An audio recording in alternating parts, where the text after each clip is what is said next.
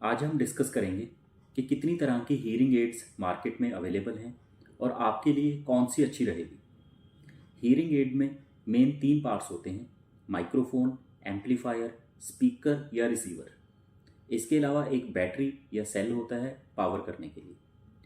Broadly दो तरह की हीयरिंग एड्स अवेलेबल हैं: digital and analogue. Digital means sound is first converted into binary codes, जैसे computer में होता है 0 एंड 1। ऐसा करने से साउंड प्रोग्रामिंग इजी, एफिशिएंट और फाइन ट्यून हो जाती है। एनालॉग मशीन्स में sound is converted into electrical signal. इसमें भी प्रोग्रामिंग हो सकती है बट उतनी एफिशिएंट नहीं हो पाती। आजकल हम डिजिटल हीयरिंग एड्स ही यूज़ करते हैं। अब आपके लिए कौन सी मशीन सबसे ज़्यादा अच्छी रहेगी, वो डिसीजन लेने के लिए आपको पता होना चाहिए कि कितनी तरह की मशीन्स अवेलेबल हैं। कान के पीछे लगाने वाली दो मशीन्स आती हैं, behind the year and RIC। Behind the year ये सबसे ज़्यादा कॉमन यूज़ होने वाली मशीन है। इसमें रिसीवर, एम्पलीफायर और बैटरी ये कान के पीछे लगती हैं। यहाँ से साउंड एम्पलीफाई होके एक प्लास्टिक पाइप के थ्रू कान में जाता है। ये पाइप चेंज कर सकते हैं। ये सबसे ज़्यादा पावरफुल मशीन होती है, तो जिन लोगों को बहुत ज़्यादा हीयरिंग लॉस हो उनमें ज़्यादा अच्छा काम करती है। इनके अंदर बैटरी पैक भी बड़ा होता है, जिसकी वजह से ये ज़्यादा लंबे टाइम तक चलती हैं। इनमें जो सेल डालते हैं वो 10 दिन तक तकरीबन चल जाता है। यह बड़े बुज़ुर्ग लोगों के लिए अच्छी रहती है क्योंकि इसमें हाथों की डेक्सटेरिटी कम होने से भी कोई प्रॉब्लम नहीं आती। यह ईजी टू यूज़ होती है।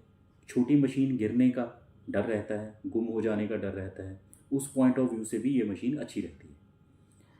मैं आपको एक मशीन दिखाता हूँ। आप देख रहे हैं ये सेल डालने के लिए एक चैम्बर है। ये वॉल्यूम कंट्रोल का बटन है, जिसे हम वॉल्यूम अप एंड डाउन कर सकते हैं। यहाँ मोड चेंज करने का एक बटन है, जिसको प्रेस करके बार बार हम मोड चेंज कर सकते हैं और मशीन में से साउंड आएगा कि कौन सा मोड चेंज हो गया। और ये एक ईयर टिप है जो डिफरेंट साइजेस में बना सकते हैं और स्पेशल नाप लेकर कस्टम मोल्ड भी बना सकते हैं। फिर दूसरी मशीन आ जाती है RIC, रिसीवर इन कैनाल।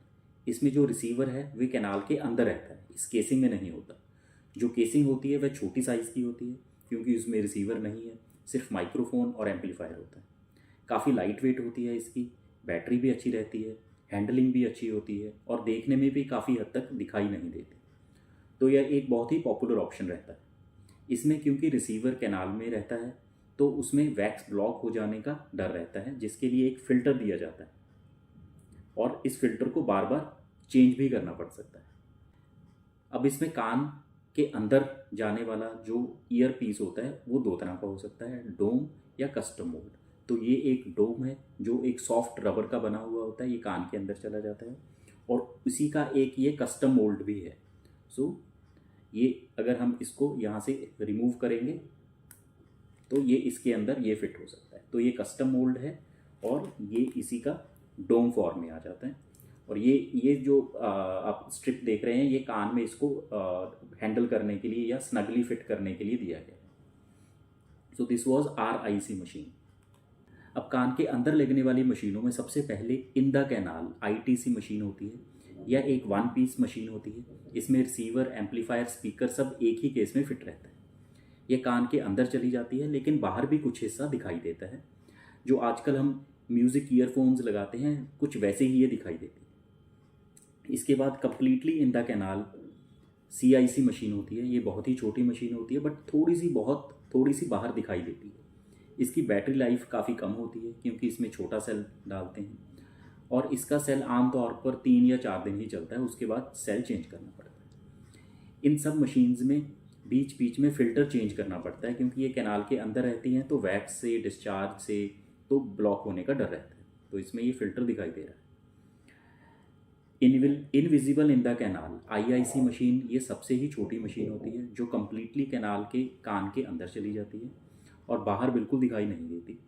यह उन लोगों के लिए सूटेबल नहीं है जिनका ईयर कैनाल बहुत ही नैरो हो या जिनके कान बहुत सेंसिटिव हों, बार बार इन्फेक्शन होने का डर हो। ज़्यादा बड़े लोगों में भी ये मशीन कई बार हैंडल नहीं हो पाती, गिर जाती है, गुम हो जाती है। ये सिर्फ कम लॉस या फ्लैट कर्व होने में अच्छा काम करेगी। हाई फ्रीक्वेंसी लॉस में या ज़्यादा हीयरिंग लॉस है तब ये मशीन उतना सक्सेसफुल नहीं होगी। कान बिल्कुल बंद होने जैसी, जैसे अपनी ही आवाज़ कान में एको कर रही है, गूंज रही है, ऐसी फीलिंग भी इस मशीनों से आती है, जो थोड़ा अनकंफर्टेबल फील हो सकता है।